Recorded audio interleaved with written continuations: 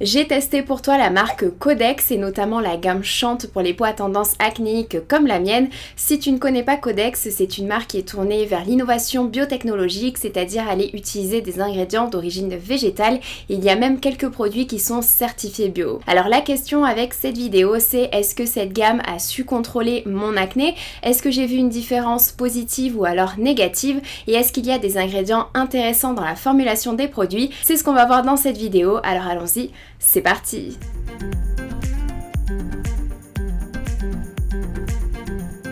Salut à toi et bienvenue dans cette nouvelle vidéo. Si tu ne me connais pas, je suis Bérangère, ingénieure chimiste spécialisée en cosmétiques. Donc le but de ma chaîne, c'est de vulgariser la science des cosmétiques pour te permettre de trouver des produits qui soient adaptés à ton type de peau et à tes problématiques. Et aujourd'hui, on va parler cosmétiques plutôt tournés vers le naturel et même le bio avec la marque Codex, ce qui n'est pas vraiment habituel chez moi puisque j'ai souvent été déçue par ce type de produit, que ce soit par un sensoriel déplaisant ou alors par un manque d'efficacité. Donc bien entendu, si j'ai décidé de tester cette marque, c'est premièrement parce qu'on me demande souvent des cosmétiques bio ou alors naturels qui restent efficaces. En plus, Codex m'a approché justement pour tester cette gamme pour les peaux à tendance acnéique qui correspond tout à fait à mon type de peau, donc c'était l'occasion de tester, à savoir si ces produits sont efficaces ou non. Donc concernant la gamme Chante pour les peaux à tendance acnéique que j'ai testé pendant un mois, celle-ci contient 4 produits. Tu as un nettoyant moussant, un masque à l'argile, une lotion exfoliante et pour finir une crème légère. Et bien évidemment tous ces produits ont pour but de réguler la production de sébum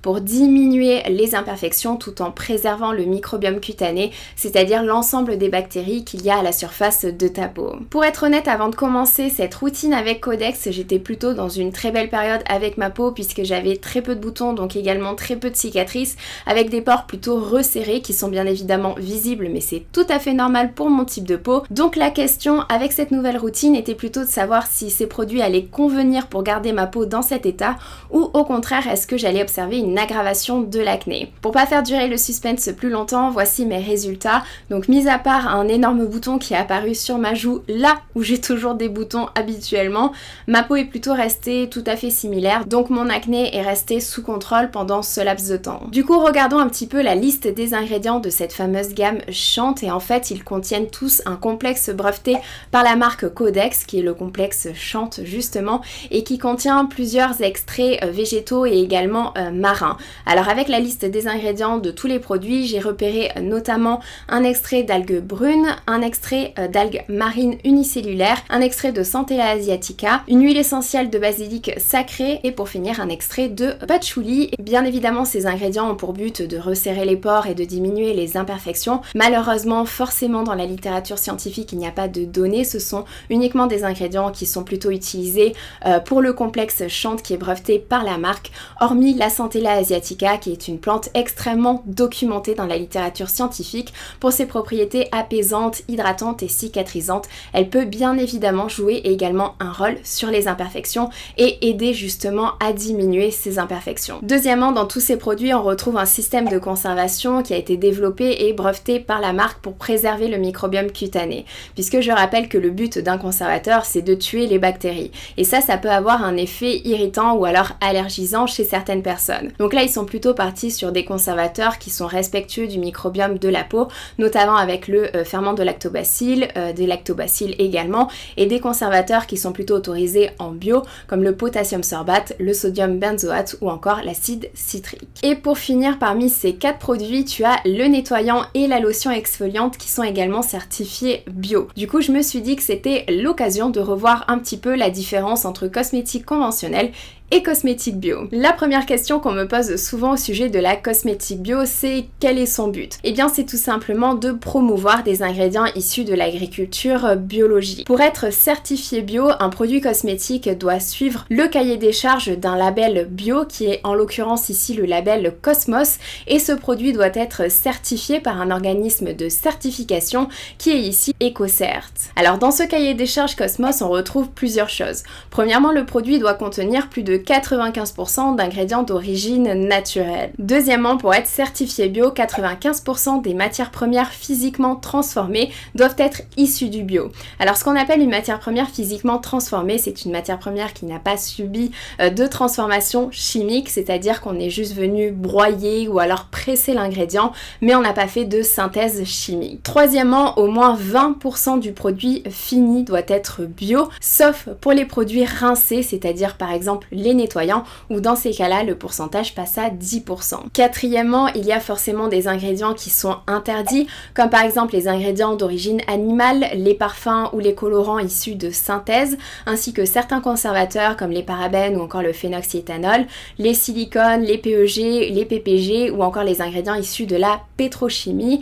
Et cette interdiction, en fait, c'est pour essayer de diminuer l'impact environnemental des produits cosmétiques. Bien entendu, c'est une question qui est beaucoup plus complexe que cela, donc je ne dirais pas et je ne pense pas que les produits cosmétiques bio sont forcément avec un impact environnemental moindre par rapport aux produits de la cosmétique conventionnelle, mais c'est en tout cas le but de la cosmétique bio, essayer de faire un effort pour la planète et de diminuer l'impact de ces produits. Mais regardons un petit peu plus dans le détail la formulation de ces différents produits de la gamme Chante. Alors premièrement, concernant le nettoyant qui, comme je le disais, est un nettoyant qui est certifié bio, c'est un nettoyant que j'utilise le matin et le soir sans problème. Bien entendu, le soir, j'utilise après un démaquillant si besoin.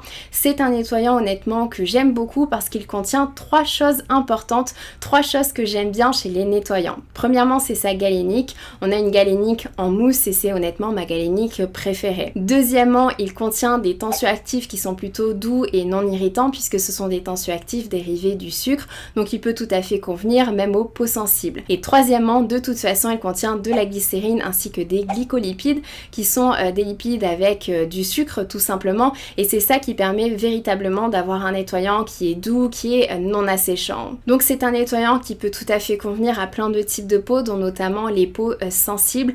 Bien entendu, le fait qu'il soit doux, ça peut être un désavantage pour certaines peaux, comme par exemple les peaux grasses qui peuvent avoir besoin d'un nettoyant un petit peu plus purifiant, en tout cas pour le soir. Mais sinon pour le matin, il convient totalement. Ensuite, concernant la lotion exfoliante, elle aussi elle est certifiée bio et elle aussi je l'utilise le matin et le soir puisqu'en fait elle contient en exfoliant la gluconolactone. Et la gluconolactone, c'est un acide polyhydroxylé puisque c'est une molécule qui contient plusieurs groupements hydroxyle qui apportent des propriétés exfoliantes, c'est-à-dire que la gluconolactone élimine l'excès de cellules mortes et l'excès de sébum à la surface de la peau pour diminuer les imperfections, puisque je rappelle que les imperfections sont majoritairement dues à une obstruction des follicules pileux par un excès de sébum. Alors la gluconolactone a un avantage qui peut aussi être un inconvénient. En fait, c'est un acide exfoliant qui a une grosse taille de molécules, donc c'est un acide exfoliant qui agit uniquement en surface. Donc ça permet de diminuer les irritations, donc c'est un acide exfoliant de choix pour les peaux sensibles. Mais pour les peaux qui sont un petit peu comme moi et qui ont l'habitude d'utiliser des acides exfoliants chimiques, ça peut manquer un petit peu d'efficacité. Mais en soi, c'est ce qui m'a permis de pouvoir l'utiliser matin et soir sans souci d'irritation. De toute façon, pour avoir un petit peu plus d'efficacité et aussi pour avoir le pourcentage d'ingrédients bio dans la formule, cette lotion contient également un extrait de feuilles d'amamélis qui est très utilisé dans les lotions puisque c'est un ingrédient qui apporte des propriétés astringentes, apaisantes, antioxydantes et également antibactériennes, ce qui peut forcément être un plus pour les peaux à tendance acnéique. Alors l'amamélis contient principalement 3 composés biologiquement actifs, mais ce qu'il faut savoir c'est que l'extrait de feuilles contient beaucoup moins de ces ingrédients par rapport à l'extrait d'écorce.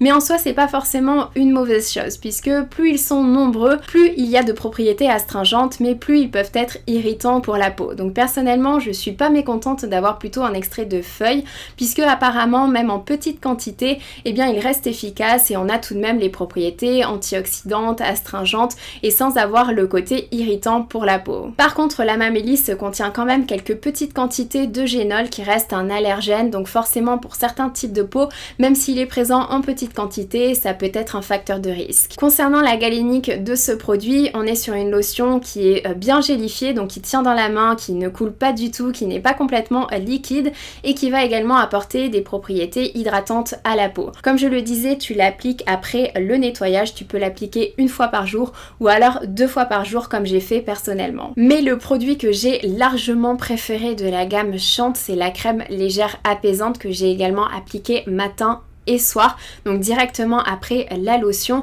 C'est une crème qui permet de réguler la production de sébum, qui va avoir un effet matifiant et qui va également apaiser grâce à 2 ingrédients principaux. Premièrement, le bisabolol, qui est un ingrédient bien documenté dans la littérature scientifique, qui est souvent contenu dans la camomille, qui va avoir des propriétés anti-inflammatoires pour la peau. Et deuxièmement, on retrouve du bakuchiol. Alors le bakuchiol, c'est un ingrédient issu d'une plante qu'on appelle le bapchi, qui est de plus en plus fréquente en cosmétique, tout simplement parce qu'il y a de nouvelles études récentes qui montrent que le bakuchiol se comporte dans la peau comme le rétinol, qui est l'ingrédient superstar de la cosmétique, ce qui fait que le bakuchiol pourrait avoir également des effets anti-âge, anti-acné et également un effet sur les taches brunes. Donc pour les peaux qui ne tolèrent pas le rétinol, puisque c'est un ingrédient qui peut avoir des effets secondaires, peau sensibilisée, irritée, peau qui se met à peler, etc. Dans ces cas-là, le bakuchiol représente une vraie alternative. Personnellement, ce que je conseille, c'est d'utiliser les deux si possible, puisque en fait, étant donné que le bakuchiol se comporte de la même façon que le rétinol, en utilisant les deux, ça permet d'augmenter l'efficacité sans augmenter les effets secondaires. Alors au niveau du sensoriel, on est sur une crème qui est légère, qui convient selon moi parfaitement aux peaux plutôt mixtes et normales comme la mienne, aussi bien en journée que en soirée. Par contre, pour les peaux grasses, c'est vrai que je la recommanderais peut-être uniquement le soir, puisqu'elle contient tout de même des huiles dans sa formulation, mais bien entendu, c'est à voir en fonction de chacun. Pour finir, la gamme Chante contient un dernier produit qui est le masque à l'argile, donc c'est un masque qui contient de la bentonite et du kaolin. Alors concernant les masques à l'argile, ce sont des masques qui sont à utiliser 1 à 2 fois par semaine après le nettoyant. Il faut les laisser poser 5 à 10 minutes, puis les rincer et continuer tout simplement avec sa routine habituelle. Alors les masques à l'argile, ils sont plutôt optionnels, c'est vraiment si tu as envie d'aller plus loin dans ta routine cosmétique. C'est vrai qu'ils peuvent avoir un effet sur les peaux à tendance acnéique,